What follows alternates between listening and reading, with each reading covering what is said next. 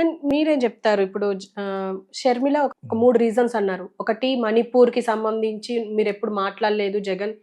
And అక్రమ సంబంధం పెట్టుకున్నారు బీజేపీతో అని చెప్పి.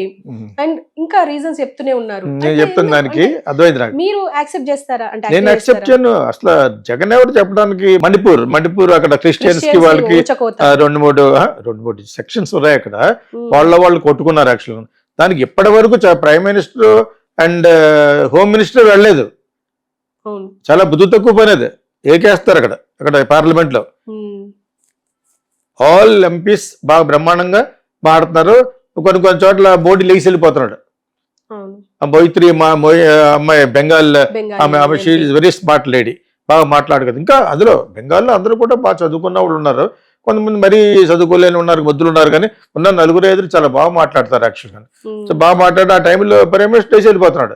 నువ్వు ఒకసారి కూడా వెళ్ళలేదు. మనం అన్నాం ఇక్కడ యాక్చువల్గాను. మన లోకల్ అయిపోయింది. వాళ్ళు పర్మనెంట్ పార్లమెంట్ కాబట్టి అందరికి తెలిసింది యాక్చువల్గాను. Why didn't you go? వాళ్ళని పరామర్శించడం కానీ వాళ్ళకి చేయడానికి ఇప్పుడు బడ్జెట్ ఇచ్చారు అందరూ అనగా. అందరూ ముక్తకంఠంతో అన్ని అంటున్నారని మోడీ వాళ్ళు ఇప్పుడు దానికి ఒక బడ్జెట్ ఇచ్చారు. ఎవరు లేడు, వీళ్ళు ఫెనటిక్స్ వెళ్ళారు. అందరికంటే పెద్ద ఫెనటిక్ అతనే హోమ్ మినిస్టర్. అదే బ్రాహ్మణ్ ప్లస్ ఏమో అతనికి కులపి మన మత పిచ్చి ఎక్కువ. 140 కోట్లలో 27 నుంచి 30 కోట్ల వరకు ముస్లిమ్స్ ఉన్నప్పుడు ముస్లిమ్స్ మీ తాళీలు దొబ్బేస్తారు అలా మాట్లాడకూడదు కదా. సో మళ్ళీ షర్మిల గురించి అడిగేవాడు చెప్తున్నా. జగన్ వెళ్తే అంతా వెళ్ళకపోతే ఈజీ తోటి నైబరింగ్ స్టేట్ ఊరికనే ఏదో ఉంటుంది. ఇప్పుడు తెలిసింది కాబట్టి అక్కడ క్రిస్టియన్స్ ప్రాబ్లం వచ్చి అంటే నువ్వు క్రిస్టియన్ కాబట్టి క్రిస్టియన్ ప్రాబ్లం ఒకటే చేస్తే ఆంధ్రాకి సీఎం అంతకాలం ఉండలేడు. తిరుపతి వెళ్ళి షాలు వేసుకుని తిరుపతి దేవుడి గుడిలో డబ్బులు దొబ్బేసినా కూడా ఆ దేవుడి బొంబచ్చి ప్రైమ్ మినిస్టర్ కాబట్టి ఇటువంటి చేశాడు కాబట్టి మీరు ఉన్నారు. ఒక క్రిస్టియన్ అంటే క్రిస్టియన్ ఎంత ఉంది ఇక్కడ మెజారిటీ? ఒక క్రిస్టియన్ ఒక ముస్లిం ఇండియాలో సాగుతుంది కాబట్టి అందరూ కలిసి వెళ్ళాలి సెక్యులర్ స్టేట్లో అనేది అది లోక విధితం. అది it's because India is a secular state కాబట్టి. ఇప్పుడు చాలా కాలం తర్వాత షర్మిలాకి తెలిసినట్టు ఉంది. పలానా చోట క్రిస్టియన్స్ ఊచకొత్తకు వచ్చినట్టు. క్రిస్టియన్స్ ఊచకొత్త అక్కడే కేరళలో ఉన్న చోట వాళ్ళు బ్యాడ్ ఉన్నారు. యంగ్ గర్ల్స్ని రేప్ చేసేసి with the name of Christianity. అదేవిధంగా చాలా అన్యాయాలు హిందూయిజం జరుగుతున్నాయి. అదేవిధంగా చాలా అన్యాయాలు ముస్లింలు జరుగుతున్నాయి. అది ఓవరాల్గా అరికట్టాలి. కానీ మాకు ఈ స్టేట్లో మనకు బలం లేదని చెప్పేసి మోడీ అమిత్ షా అక్కడికి వెళ్లకుండా ఉండడం, తెలంగాణలో ఏమి లేదని చెప్పేసి తెలంగాణకి ₹1 కూడా ఇవ్వకపోవడం, ఇదే పరిపాలన అన్నాను. ఈ అమ్మాయికి సరిగ్గా తెలీదు, లేట్గా తెలుసుకుంది. జగన్ వెళ్తే ఆవిడకల్లా అలా పట్ట వెళ్ళి ఒక 1000 కోట్లు ఇచ్చి ఆ చేయగల సత్తా ఎందుకు వెళ్తాడు? ఇతర కేసులు కాపాడుకోవడం కోసం ఇక్కడ చెత్త పనులన్నీ చేస్తూ మనం చాలా మంచి చేసి అనుకున్నాం. ఎందుకంటే ముసలి వాళ్ళకి ఒక్కటి వేయటం వలన ఆడెవడో ప్లేట్ మార్చా అంటాను. నన్ను ప్లేట్ మార్చడం కదా కుయ్య స్టూపిడ్ ఫెలో. మనం ఎందుకు రూల్ చేస్తాను గవర్నమెంట్ని, పని చేయనే వాళ్ళు కొంతకాలం గ్యాప్ ఇవ్వాలి. అయిన వెంటనే చంద్రబాబు నాయుడిని తిట్టకూడదు కదా. కాబట్టి చంద్రబాబు నాయుడు నైజం చెప్పుకుంటాం అప్పుడప్పుడు. అదేవిధంగా జగన్ నైజం చెప్పుకున్నాం ముందు. దాని తర్వాత ముసలి వాళ్ళకి వేస్తున్నాడని రిటైర్ అయిన పీపుల్కి వేస్తున్నాడు. చాలా ఘోరంగా ఉంటారు వాళ్ళు కొంతమంది పల్లెటూరులో వాళ్ళకి మంచాల మీద కూర్చొని. సో వాళ్ళకి డబ్బులు పడుతున్నాయన్న మంచి ఉద్దేశంతో ఒక్క రీజన్ గురించి అది డెవలప్మెంట్ కాదు అయినా కూడా సపోర్ట్ చేసాం. కానీ అతను చేసిన అన్యాయాలు చాలా తెలిసిపోయినాయి. అమరావతిలో బిల్డింగ్ మీద మొక్కలు పొలిచేయడం ఇవన్నీ ఒకటి కాదు. గొడవల్లో పెట్టి కొట్టడాలు, డాక్టర్ని చంపేయడం ఇవన్నీ కూడా నాట్ కరెక్ట్ అన్నా ఓడిపోయాడు. మనం చెప్పేది ఏంటి? The verdict given by the public is the democratic country. డెమోక్రసీలో ప్రజలు ఇచ్చే తీర్పే ఇట్స్ అ రియల్ డెమోక్రసీ. నేను నువ్వు ఒకసారి ఏదో అన్నంత మాత్రాన జనాలందరూ మారిపోతారని కూడా మేబీ ఒక 0.5% ఆంధ్రప్రదేశ్లో ఉన్న వాళ్ళను కొంతమంది మారచ్చు. వీడేదో కరెక్ట్గా చెప్తున్నాడు అని చెప్పేసి. అంతే తప్పితే మనం మన కాంట్రిబ్యూషన్ ఎక్కువ ఉండదు. ఎక్కువ ప్రజలకి తెలియాలి. ఎవరు చెప్తే ఉంటారు? అపోజిషన్ అని చంద్రబాబు నాయుడు చెప్తే విన్నారు కాబట్టి వేశారు ఓట్లు. అదేవిధంగా అదేవిధంగా పవన్ కళ్యాణ్ చెప్పాడు. ఈ అమ్మాయికి అంత స్టేటస్ లేదు. బ్రేకప్ అయి బ్రోకెన్ పార్టీలో వెళ్ళి చేరింది. ఆ బ్రోకెన్ పార్టీని ముందు పప్పు అన్నారు అతన్ని, ఎవరు మన రాహుల్ గాంధీ. అటువంటి వాడు నేర్చుకుని, పడ్డవాడు ఎప్పుడు చెడ్డవాడు కాదు కాబట్టి ఇక్కడ పప్పు కూడా నేర్చుకుని అక్కడ పప్పు ఇక్కడ పప్పు కలిసి బాగానే నేర్చుకున్నారు. అభ్యాసం కూసు విద్య అంటారు. Experience makes men perfect. So ఈ learning is a super power, knowledge is power అంటే ఆ విధంగా సంపాదించుకున్నారు. ఇప్పుడు ఇక్కడ కూడా లోకేష్లో పరిపక్వత వచ్చింది కదా, బాగా మాట్లాడుతున్నాడా. అదేవిధంగా అతను ఇతనికంటే బాగా చదువుకున్నాడు. అతను కొంచెం ఇంకా వానాకాలం చదువు. ఎవరు మన స్టాన్ఫోర్డ్ లో రాహుల్ గాంధీ కాదు, ఈ మనోడు చంద్రబాబు నాయుడు కొడుకు. అతను పెద్ద నచ్చిగా అతను మంచి మంచి స్కూల్స్ లో చదువుకున్నాడు. కాదు వద్దులో ఉండేవాడు. అతను పుట్టుక నుంచి వాళ్ళ ముత్తాతల నుంచి ప్రైమ్ మినిస్టర్లు ఎలా ఉంటుంది అతనికి ఇంతే కదా ఉంటుంది. ఇప్పుడు కనుక్కున్నాడు, వాళ్ళ మదర్కి ఏం తెలియదు. వాళ్ళ మదర్ని అయితే సుబ్రహ్మణ్య స్వామి ఉన్నాడు కదా, అతను మంచి ఆరేటర్ అండ్ లాయర్, ఎక్స్-ఎంపీ, గడ్డిపుసలో చూస్తాడు సోనియా గాంధీని. ఏం తెలియదని, ఏం పమ్మ హోటల్ బ్యాక్గ్రౌండ్ ఏదో వచ్చింది, ఏం తెలియదు ఆవిడకి అని ఇతను అంటాడు. సుబ్రహ్మణ్య స్వామి ఏకేస్తాడు, ముస్లిమ్స్ కూడా ఏకుతాడు. అతను కర్మరాజు స్టార్ట్ అయిందంటే వాళ్ళ అమ్మాయి ముస్లిం చేసుకుంది పెళ్ళి. There is one something called God the కర్మ. కర్మ ఈజ్ నాట్ బిచ్, నా లెక్క ప్రకారం కర్మ ఈజ్ గాడ్ అని. సో అతనికే జరిగింది. నిన్న మొన్న అతని ఇంటర్వ్యూలో అందరి కింద హిపోక్రేట్ అని రాశారు, నీకో రూల్ ఇంకోటి రూల్ అని చెప్పేసి. బట్ యాక్చువల్గా Subramanya Swamy is one of the best knowledgeable person in India. వేరే అమెరికాలో యూనివర్సిటీలో లెక్చర్ ఇస్తారు, గెస్ట్ లెక్చర్స్. ఒక్కొక్క లెక్చర్కి దానికి 20 లక్షలు 30 లక్షలు ఇస్తారు అతనికి. ఇండియన్ కరెన్సీ చెప్తున్నాను నేను. So what ever it is, ఈ షర్మిల అనేది ఎవరో మన జగన్ ఒక్కడికే ఆపాదించుతుంది. What is Jagan? ఈ జస్ట్ స్పాయిల్డ్ బ్రాట్ నా ఉద్దేశంలో. స్పాయిల్డ్ అండ్ డిక్టటోరియల్ ఎక్కడి నుంచి వస్తుంది? పుట్టుక నుంచి వస్తుంది. జాన్ చెట్టుకి జాయికాయ కాస్తుంది. రాజారెడ్డికి రాజారెడ్డి లాంటి కొడుకులే పుడతారు. ఆ రాజారెడ్డికి ఆ కొడుకులు పుట్టినోడే జగన్. ఎలా ఉంటాడు అలాగ ఉంటాడు. తనకి ఏంటి, మనకి ఎదురొచ్చినోడు చంపేయడం.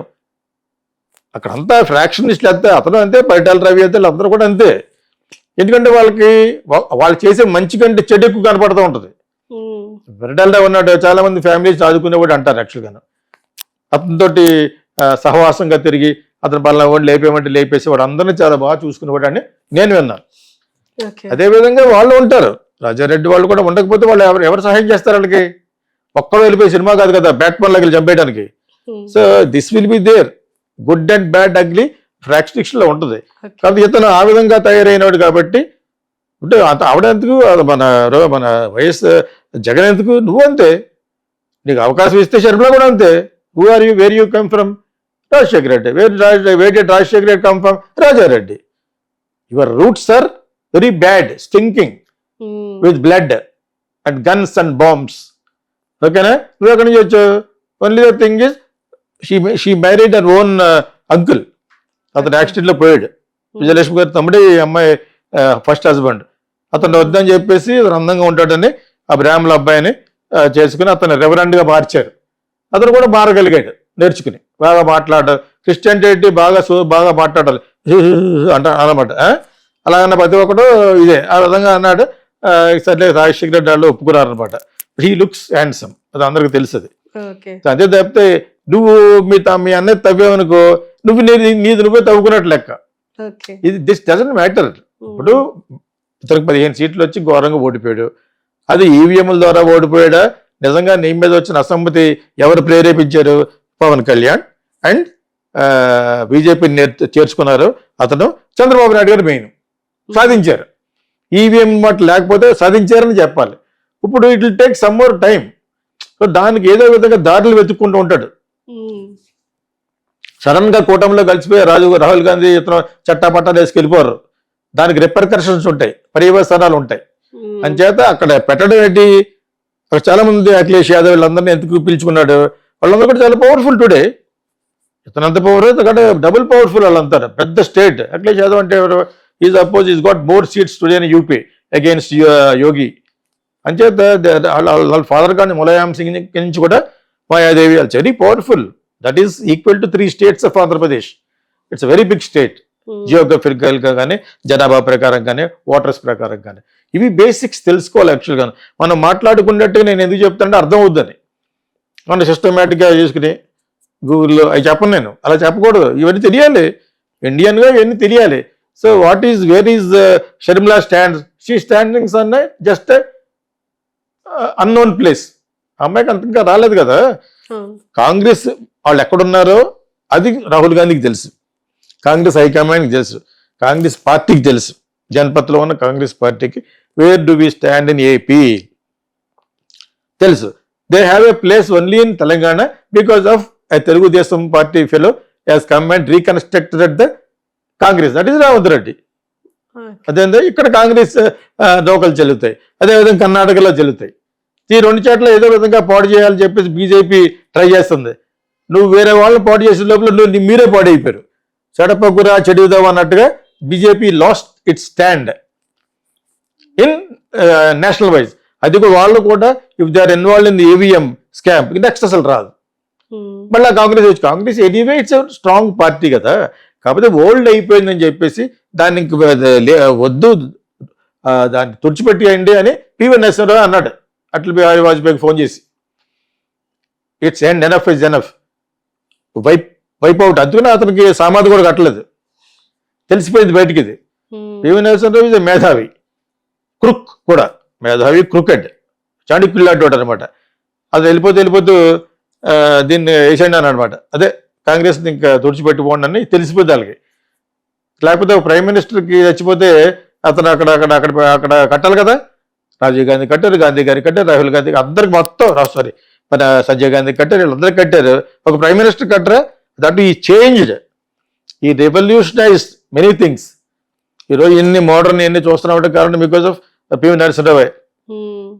కానీ మళ్ళా వెళ్ళి కాంగ్రెస్నే మీరు గెలిపిస్తే మళ్ళా ఓల్డ్ ఫ్యాషన్ అవుతారని చెప్పింది ఆయన.